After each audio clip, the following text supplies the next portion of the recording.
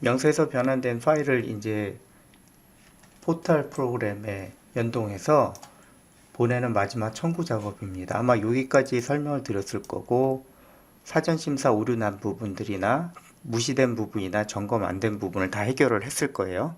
그 다음 해야 될 일이 보험, 보호, 청구 내역 집계 화면으로 가셔서 변환 여부 있죠?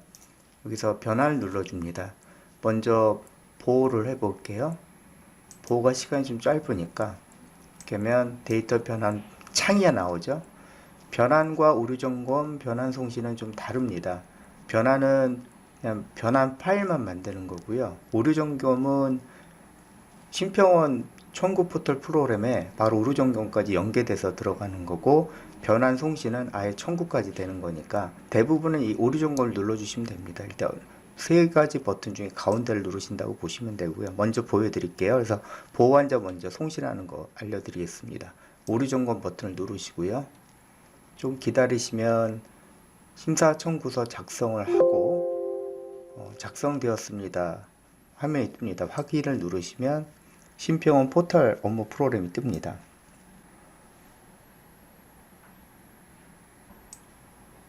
청구를 위해서는 반드시 이 프로그램을 깔아야 돼요. 이렇게 연계되면 점검을 자동으로 연계가 되죠. 그래서 오류 확인이 자동으로 되고요. 여기도 프로그레스 바가 있기 때문에 진행되는 상태나 문서 건수, 처리 건수나 오류 건수 다 확인을 하실 수가 있습니다. 보호 환자들 끝나면 보험 환자 또 따로 해야 되고요. 요거는 각각 해 주셔야 됩니다. 다 끝났죠? 자, 그러면 진료비 청구 포털을 여시고 열어놓고 작업을 해도 되겠죠? 이렇게 보시면 이렇게 하나가 들어온 게 보이시죠? 2019년 1월 이게 바로 미손신 상태로 남아 있어야 되고, 여기까지 들어오면 오류 없이 잘 넘어갑니다. 만일에 점검 상태에서 오류가 생긴다면 점검 오류 조회 이 화면에서 상세한 내역을 확인하실 수 있고, 오류를 먼저 수정하고 다시 파일을 집계 하신 다음에 이 작업을 반복하셔야 됩니다. 이제 보험 환자 처리할게요. 변환되면 이렇게 변환일이 표시가 됩니다. 변환됐다라는 거고요. 보험 환자는 조금 시간이 걸리는데 이 변환을 누르겠습니다. 같은 화면이 뜨죠. 가운데 오류 점검 눌러주시고 좀 기다리셔야 되고요. 보호 환자와 달리 보험 환자는 파일이 크기가 좀 크죠.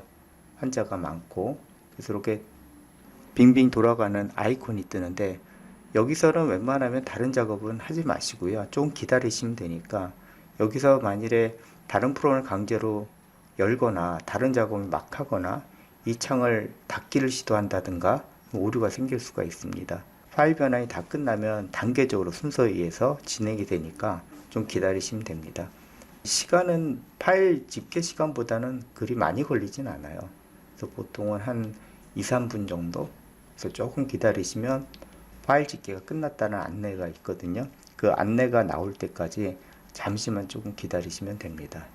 파일 변환 작업이 끝나면 청구 파일 변환 완료 확인 버튼 누르시면 보호 환자 청구했을 때랑 마찬가지로 바로 오류 점검으로 연계가 됩니다.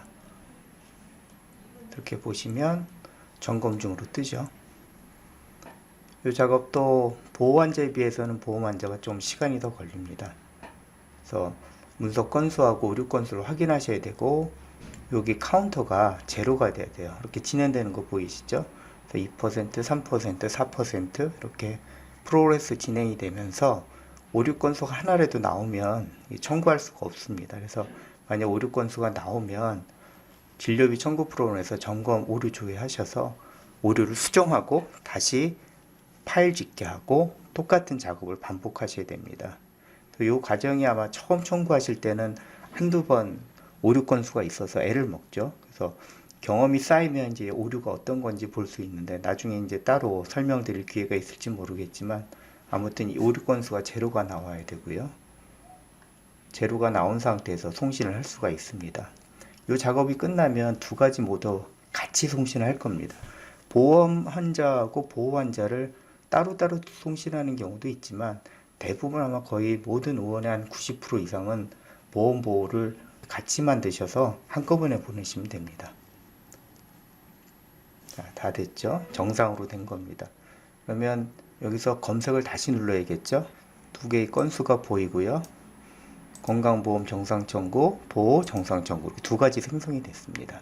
두 가지를 클릭하시고요. 반드시 이렇게 체크가 돼야 되고요. 미송신분에 대해서 이제 청구를 할 수가 있고요. 이 청구 버튼을 누름으로써 송신을 진행하게 됩니다. 청구 버튼을 누르겠습니다. 누르면 공인인증서 선택 창이 나오죠.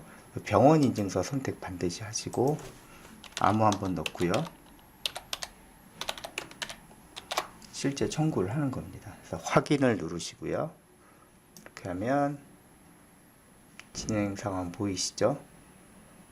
명세서 생성 일시 반드시 확인하셔야 됩니다. 여러 개를 만들고 나서 오류가 있는 생성 일시를 확인하셔서 반드시 정확한 파일을 청구하셔야 되고요.